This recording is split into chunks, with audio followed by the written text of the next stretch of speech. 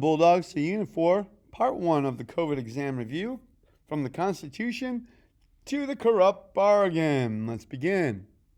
And we're going to have to begin with the first thing the first Congress has to do in the first year of our country under the first president. And that's create the first amendments to the first Constitution. What's the reason? First off, they're a darn good idea. Something to protect the minority from the majority. But more importantly, going with this theme of compromise throughout the United States, anti-federalists aren't going to let this Constitution pass. They're not going to get enough states to ratify it. So here's the deal they make. The Federalists promise, hey, you ratify this Constitution, and as soon as we come into power under the Constitution, we will ratify a Bill of Rights. And that's exactly what happens. The Bill of Rights are added, and the Constitution will be ratified with that promise. Now, the second president of the United States, John Adams, has some foreign policy problems. France is messing with us, attacking our ships and taking our sailors. So he sends 3 diplomats over to France to try to get things calmed down. It doesn't work very well.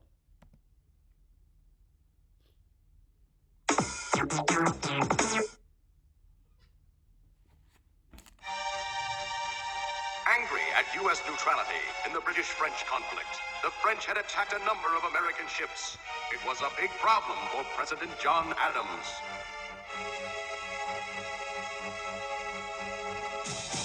The French keep attacking American ships.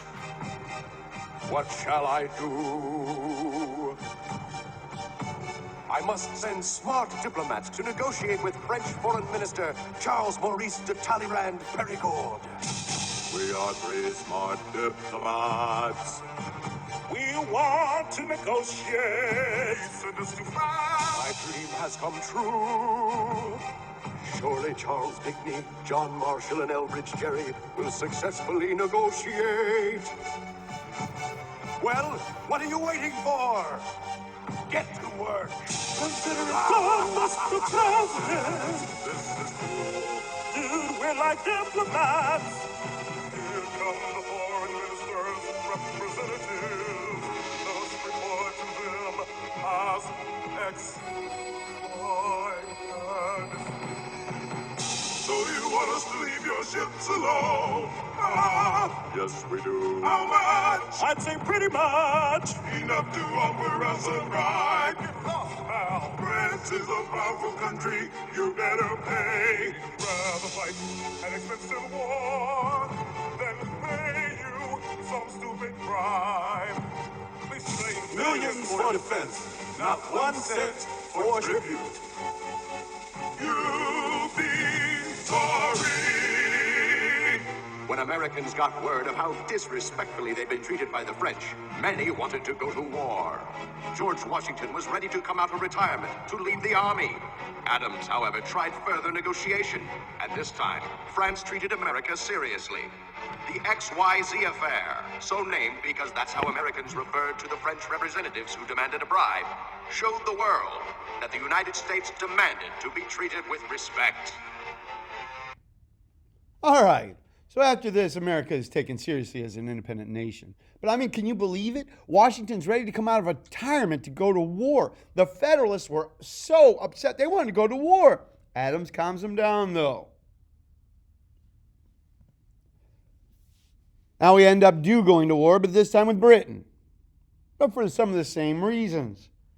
Napoleon in France is on the warpath, so there's big, huge Napoleonic wars going on in Europe, and we're caught in the middle.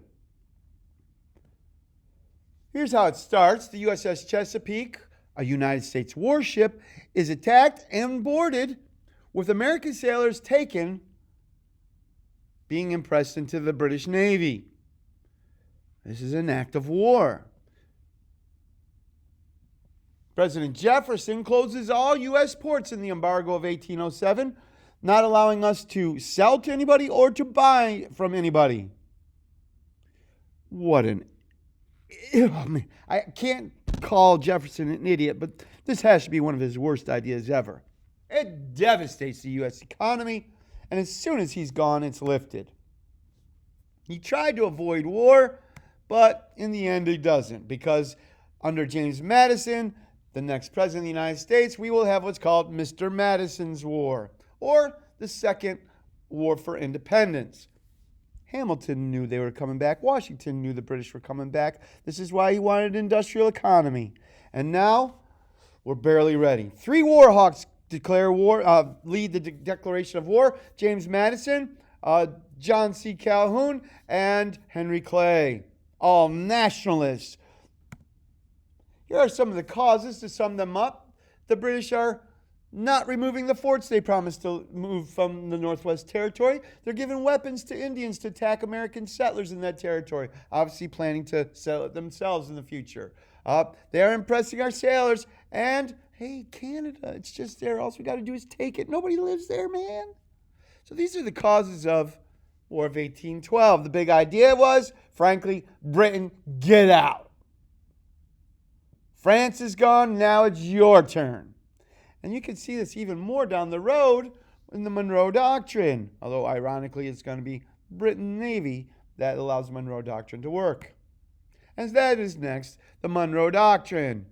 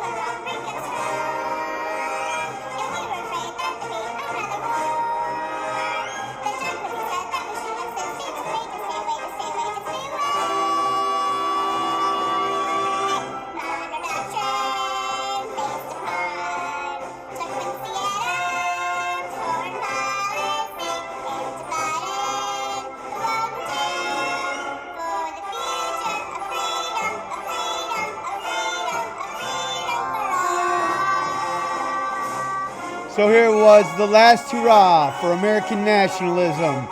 And we're about to enter sectionalism. That's the end of part 1.